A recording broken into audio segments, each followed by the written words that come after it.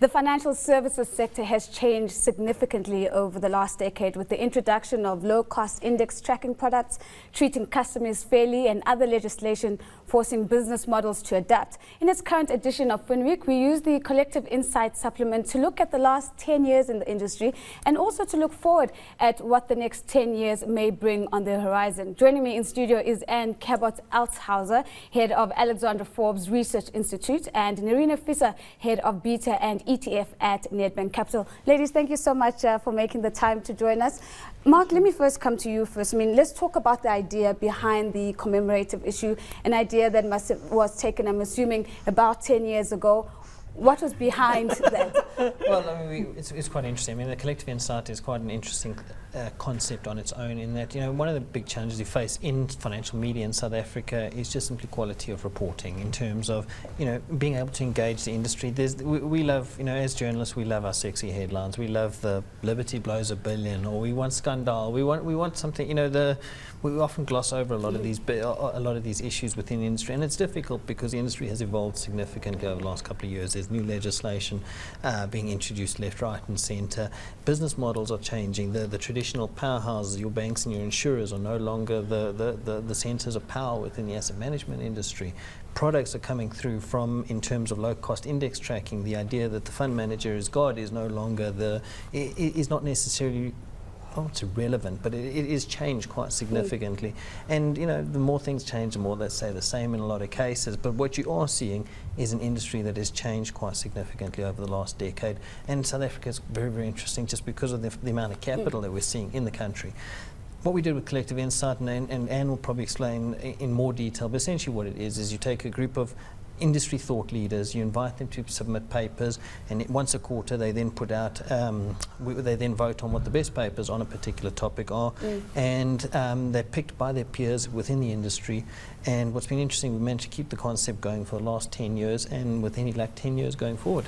And let's pick up on a comment that Mark made earlier on. He said the more things change, the more things stay the same. If you were to look at the first issue that came out and the last issue, and reflect on that particular journey, are things staying the same, or are we seeing significant changes, and what have been the most significant changes? Well, what's interesting is that, and what I loved about Collective Insight is that it was a forum in which you could kind of pick the industry up and say, you naughty boys, you're not doing this right, you're not representing these ideas right, you're confusing the consumer. Has that changed? Probably not. Not enough, enough, and you'll hear a lot of that. What Mark says is that there's a lot of change in the types of products and whatever, but I think when you go through the evolution, and I have in front of me this pile of all of the different issues, there are 32 issues, and you go back and you look at the conversations that are in there. The conversations anticipate problems that we're still grappling with as an industry. So I think we're at a really critical point in the industry, a critical juncture, and we have a lot to owe to the financial crisis for that of 2008, because I think it made a huge wake-up call that said, okay guys, self-interest has got to go.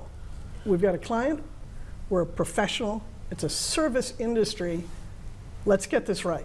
So I think that's the big change. And having gone through that pile and articles of the last 10 years, what has been the sort of consistent theme that has come throughout the decade? Ah, boy. Whose money is it? Yeah. We had some wonderful, wonderful contributors, people like Rob Rasconi. The use and abuse of numbers, I think of Rowan Williams Short, and even you did a lot of good work in that area.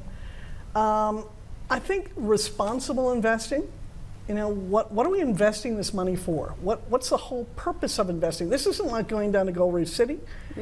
Most investing has to do with some sort of savings framework.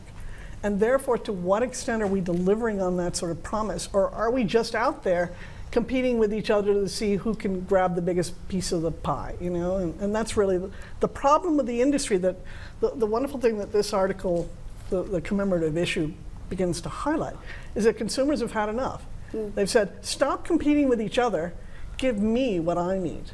Nerina, being one of the people who have contributed to the issues, let's talk about how you felt as a player or a catalyst in shaping the industry. And I particularly want to go back to a comment that Anne made earlier, and she said, you know, you could literally feel a change with the coming of the financial crisis. If you reflected on the pieces that you've contributed, would you say that you still hold the same positions today, or would you change some of what you had submitted? I think a lot of the positions that I held are still very valid. I think it's one of the important things about Collective Insight that this is not, other than maybe other media or journalism in terms of getting the sound bites and the headlines and the short-term information out there. These are issues of longevity. These are considerations that should stand the test of time. So I'm comfortable to say that I think it certainly is, you know, it fits that bill. I'd like to pick up maybe on one of the analogies that Mark used, which I really liked. You referred to, you know, the fund manager is not God. I often think of the financial services industry and the investment industry to be in a very similar position as the religious industry was prior to the Bible being translated into German. Up until that point of time, the knowledge in terms of who knows religion, who understands it, who can make the calls, was just the exclusivity of the learneds, the people who actually could read Latin and read the Bible.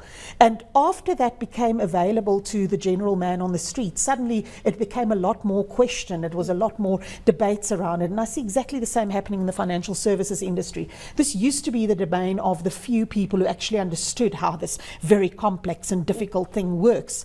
But by making it available to the man on the street, especially through a magazine like Finweek, is such an important empowering mechanism to inform people, to let them understand what it's all about so that they can ask the right questions. It doesn't mean that you have to do it yourself, but you've got to be able to interrogate the assumptions, ask the right questions, and then we can get to that point of what are we really doing this for and who are we doing it for. Understand that most people are sold these investments. So there's this massive marketing machine.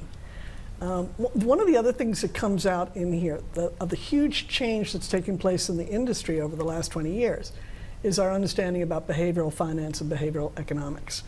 Now let's get really cynical and say that in many ways the industry exploited a lot of behavioral phenomenon like fear and greed to sell its products. Now what's coming out loud and clear is that the great challenge for the next 10 years is to take issues of behavioral finance and get people to do the right thing that puts them into a healthy financial situation. Before we project forward, let me just ask a quick question, Mark.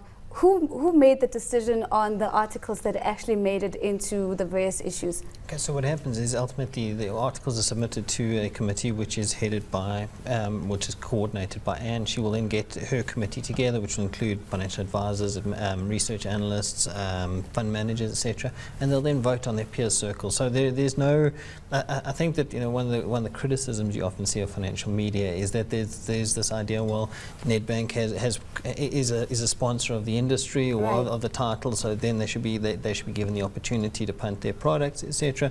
This is seriously independent. It is completely separate. It's industry. Literally, you're putting the industry up against each other and being able to interrogate each other. And I think that one of the things that we don't always give the industry credit for is that they, in a lot of cases, they do actually want to interact and work together. They do want to raise the quality of debate. I think, you know, we used to be in this, I always call the insurance broker type mentality, where we're all just fighting for whatever few customers we can get out there. The industry does want to contribute, and I think you can look at our financial systems and argue that we are pretty responsible in a lot of the products and offerings that we put out there. I think just picking up on what Mark was saying, that working together mentality. I mean, you know, enterprises like Collective Insight are there to like police naughty boys and girls out there. It's not that bad. It's not that bad. We reward good But I'd be interested anecdotally to find out if, you know, you've picked up a difference in how people now engage with clients, they engage with the industry, having read various articles from Collective Insight. I think there's some really big ones around the use and abuse of numbers. I think there's a lot of change that we were able to advance in structured products, which was a big naughty in the industry. I mean, the industry made a lot of money out of structured products. Structured products fed off of people's fear, and people didn't remotely understand how much money they were giving up to protect themselves. There were one of the ones, Nerina, I think we've done a lot to sort of disaggregate what is really driving performance. I mean, you did a whole thing on smart beta. I remember that sort of helped people understand that not all the performance that they see is a function of skill, it's a function of, you know, systematic, easily replicable things that are out there. But I think simultaneously also it is about acknowledging the role that people like financial advisors play and how incredibly important it is. Because there was a time when the sense was almost, you know, oh, why should I pay someone else to do this? I can just do it myself. But to highlight the role and the value add that a financial advisor, that a consultant, that the asset manager, that the administrator, each of the chains in the value chain, what they bring to the table and why it is important and appropriate that they be remunerated accordingly as well. Looking forward, and this is a theme I know it's something that's quite close to your heart, is responsible investing. And I genuinely believe it's probably going to be the subject that's going to dominate discussion for the industry over the next decade, almost definitely. I mean, you can see the issues around inequality. I mean, I saw a fantastic article this week. Venezuela is, the stock market is at a record high and they can't afford to buy food for. So you've got this huge disconnect happening between what's happening in the financial market and what's happening with the man on the ground.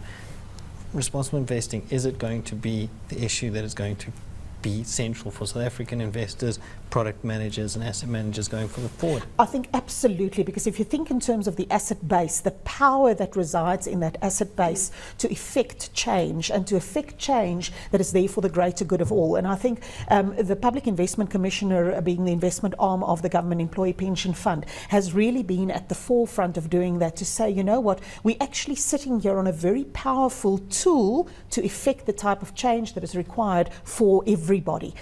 So when we talk responsible investing, it isn't just about environmental responsibility or about social responsibility. It is about sustainability. It's about not destroying almost the goose that lays the golden eggs, but actually provide also not just for the next 3 months when the next performance survey is going to come out, but rather to say, is this really good for everybody in the long run? And I do think you're absolutely right. This is the theme that will dominate. How are we going to do it when we've got international players coming into our market, eyeing it and saying, you know, there is a huge chunk of money to be made in South African markets. It's a relatively deep market on the African continent.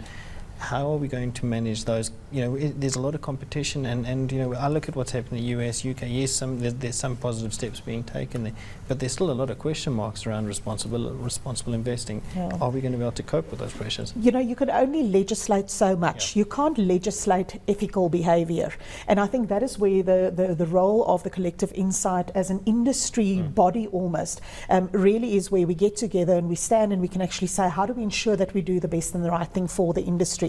Very important just to highlight that in that process of selecting the articles, it's all done anonymously. So that really is independent thought. It really is about judging or evaluating the contributions on the content, not on the who or which company it comes from. We've had some very funny outcomes too, where you've had somebody who might be on our committee who is a bond specialist and read an article and say, that guy doesn't know crap about bonds, you know, and it turns out it's the head of the bond division of one of the big leading asset managers. Some amazing debates around, does this guy even know what he's talking about in this article? So it's very, very much peer review focus.